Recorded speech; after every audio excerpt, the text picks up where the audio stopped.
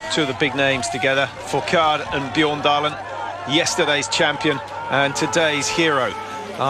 One behind the other. Bjorndalen just sitting in behind the Frenchman, 28 seconds down off the lead, so still a potential winner.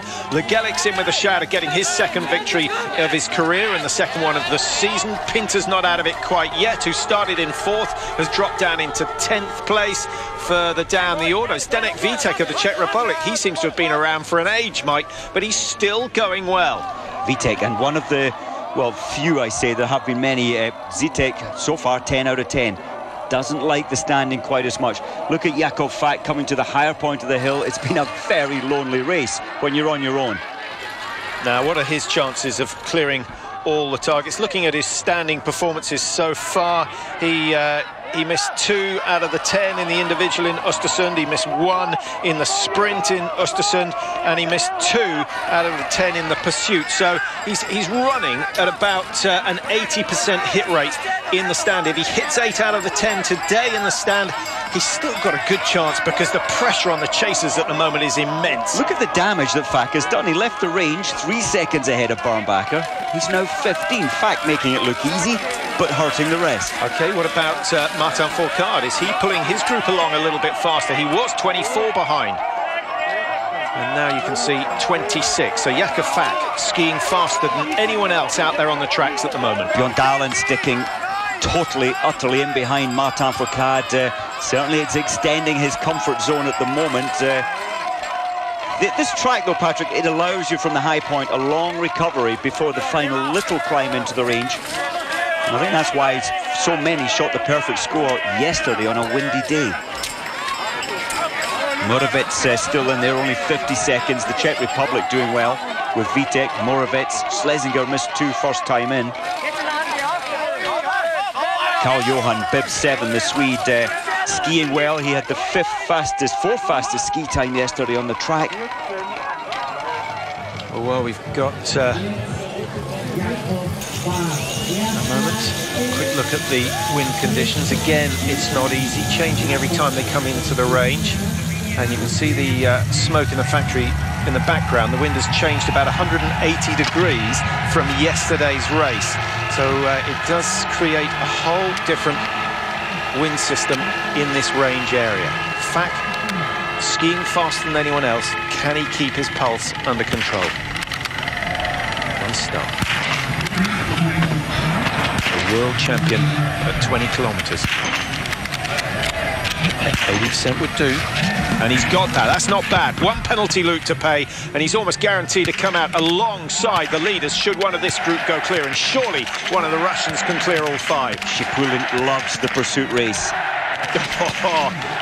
Astonishing shooting.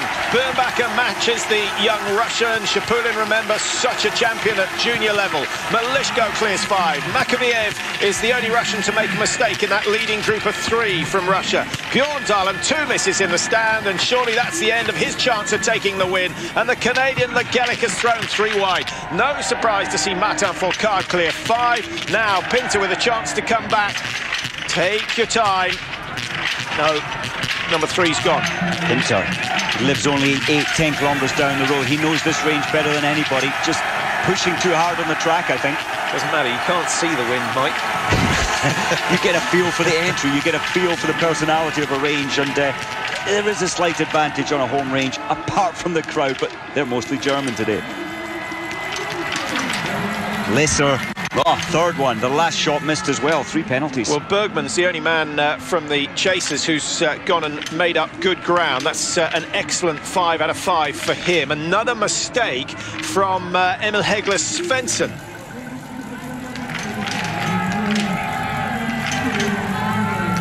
Well, just cast your eye over that. You can see Shipulin has the lead on 20.52. Fak 5.9 outside, despite the fact that he came into the range 16 seconds clear. So he's lost a 21-second margin. which is exactly one penalty loop, so that makes sense. Now it's a question of whether Fak tries to close that 6 seconds down on Chapulin, or whether he just eases up, makes sure of the targets and saves something for the last lap. How would you play it? Like, I think the form that Fak showed last time, he has the ski legs, the ski pace to close that gap down. I think he'll be trying to put pressure under Chapulin. In fact, he's making an impression already. So get in behind the leaders, put pressure on them, and Fak is killing himself to do that. I think that's a sensible strategy. And Chapulin looking back, he's just checking who's behind him. They're big names, they're good names. Well, it was interesting, Mike, those in the top 5 or 6 shot pretty well on this first standing shoot. The ones who seemed to be under the most pressure were those who were 30 to 45 seconds behind. They had nothing to lose at that stage. They had to take the risks. They couldn't afford 10-15 seconds to prepare for the first shot, and they paid a heavy price.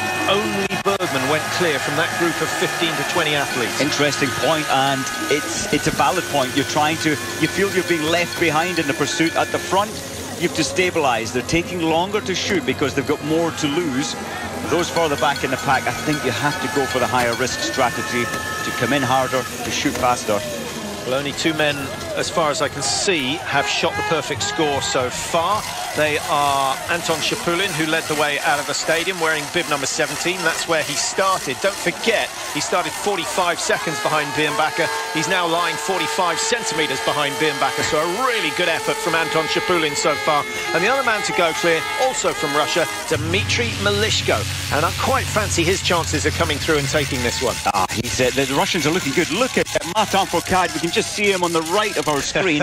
He was 15, I think, behind, and now he's trying to close that down. The best mover, though, Patrick, Lowell Bailey, the American, from 36th right the way up to 13th after the third shoot. Yeah, good World Cup points on the way for Lowell if he can keep that record going, but he did miss one in the stand. He needs to clear the last 5 stand, and then a top 10 is certainly possible. Dropping down the order, Bergman we picked up on, Mike, with that clear shoot in the stand. He missed a shot on both of the prones. He's got himself back into the top 12 and is pushing hard, trying to work out for a top 10 position. But here's the danger, man. So quick on the last lap. No one, we don't think, except Fak will have a chance of matching him. But I think Fak might have worked a little bit too hard on the third and certainly this 4th lap. Possibly, but Martin Fourcade is putting himself into a big risk area by pushing 15-second gain on the track. I think Birnbacher and Chapulin, they're slowing down. They're trying to get some recovery. They should be keeping this as hard as they can to not allow Martin Fourcade into the pack. Easy to sit here talking about it. Bjorn Dahlen losing pace now. He came out of the range. In fact, 55 behind. He may not be losing time. Keeping level pacing, maybe. And still in 8th position. Brilliant. Don't forget, he did start down in 16th position today. 93 World Cup wins to his name. It doesn't look as though he's going to be able to make it 94 today, but he's shown that he has the potential to win. The trouble is, at the front, we've got a group of, 4, with Martin Fourcade likely to close it. Those 5, a lot of damage can happen with those 5 on the big pressure final shoot, so maybe there is an opportunity for... But the chances of all 5 leaders missing a shot are pretty slim. One of them at least is going to shoot the perfect score, probably 2, and they'll probably both be in the Russian suits. It would be unusual if all 5 cleared. It would be unusual, so we'd expect maybe, 2, possibly 3. Well, let's hope so, because last year we had some fantastic sprints, some involving Martin Fourcade's brother, Simon. Fourcade is punishing himself up this climb. He knows psychologically to make contact with them. He will get his recovery on the descent down back into the range. Well, it's a big, long climb. This shot flattens out the hill, but you can see from the facial expression from Freddie Lindstrom that he is right on the limit as he makes the summit of the last climb before the range.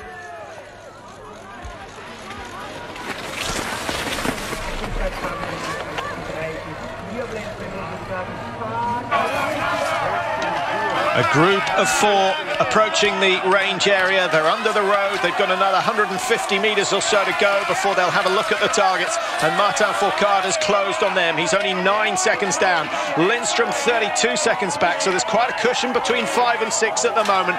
Bjorndalen still threatening, 54 seconds behind, having started 42 behind, but he has gained a lot of places.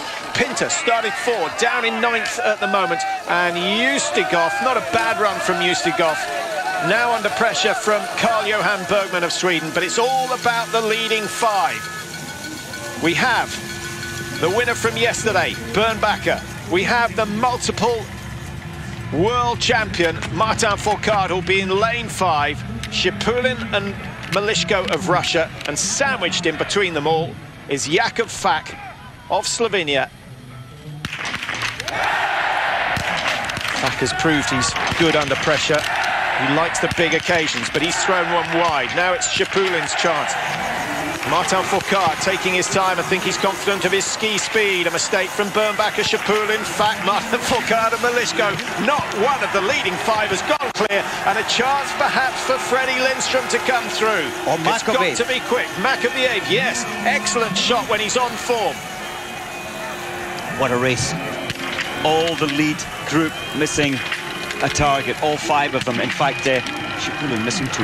Lindstrom, 14 out of 15 before this shoot, and he gets the last 5. He will join the leaders because he's not going to get a significant lead, because that leading group of 5 are just about to complete the penalty loop. Makaviev has thrown his chance of a win away, and now he's going to struggle to finish in the top 10 with those 2 mistakes. Watch Bjorndalen's targets working left to right. The first 3 go down. It's the last shot that's given him problems, and he gets it this time, and he's going to join the race for a top 5 or 6 finish. Wow, what a race. This is just what we needed to set the season alight. Pinter 2 mistakes, maybe the crowd pressure getting to him. Bergman, who cleared the first 5 in the stand, misses 2. His chance is gone. And Lowell Bailey, Mike, the biggest mover outside the top 30 at the start of today. He gets 5, and he could challenge for a top 10. Beautiful, absolutely beautiful. It's incredible. The temptation is to go headless out on the track.